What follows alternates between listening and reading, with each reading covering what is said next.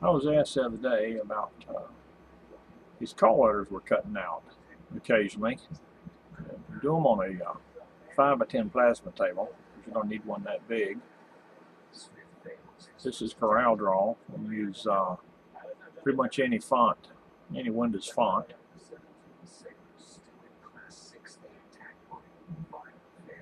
Fairly simple process once you figure it out.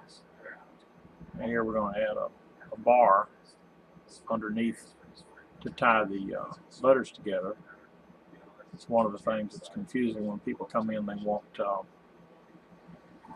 names or something cut, signs, and you have to explain to them about the middles of the, like here, where the middle of the 4 and the Q and the P. Depending on what you're doing, something's got to hold all this stuff together. So if you're doing a silhouette, if you're keeping the hole or cutting the hole out, sometimes it's more complicated than it first appears.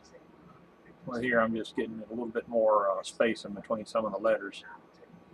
I'm using a fairly large torch on this table, so it's not the best one for the high definition work, little small stuff like we use here. Now, what I mean by getting it welded together, that's in the program here. That's not actually on the table.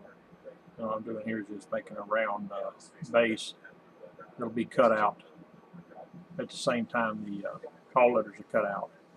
Now we're exporting it out in HP plotter format, which will be brought into the command and cut program, which actually drives the table.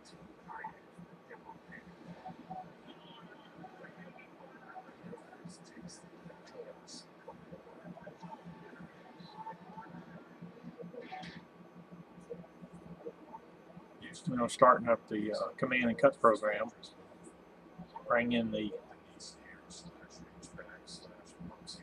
call letter I just saved out. Here it is.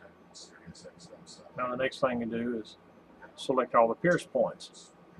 And you can't just, each one of those objects up there are parts that get cut away.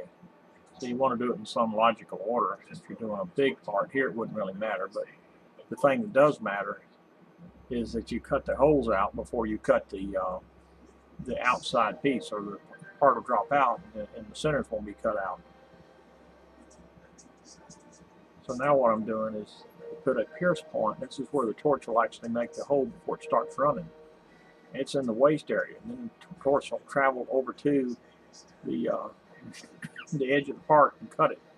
Otherwise, it'll make a little mark on the edge where it starts. So this is the final pierce point, little lead-in right there. Now we go back and tell it what order we want it to cut these. So that's the first one I want to cut. So put that down at the bottom. Middle of the 4 comes next. Put that down. Middle of the Q's next. Put that down. Middle of the P. And now we can cut either one next, but you just go ahead and cut the rest of that one and the last one. And now, this is the important part, reorder the process. Many times we'll close the table, close the thing out, and they won't be there. Now we'll save it in the tracker format in case I want to cut it later. It doesn't have to be, but that's the way we do that. And now this is just running the program without the torch. The torch is moving on the table, but it's not cutting right now. So you'll see the red line, if you can tell it, that's the cut. And we're cutting it around 72 inches a minute. And it rapids at about 120 inches, and I can run it up to 300 inches. No need when you're cutting something this small. So as you see that line travel, when the torch comes on, that's the speed it'll be cutting. Now we're ready to go cut the part.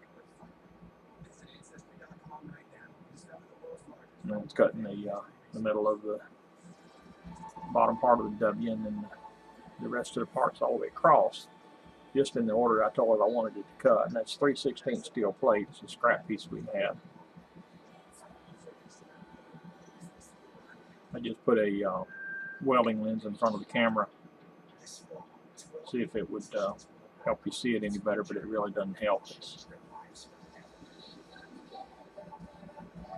There goes the outline of the W4QJP, which incidentally, for those of you who don't know, is my amateur call letters.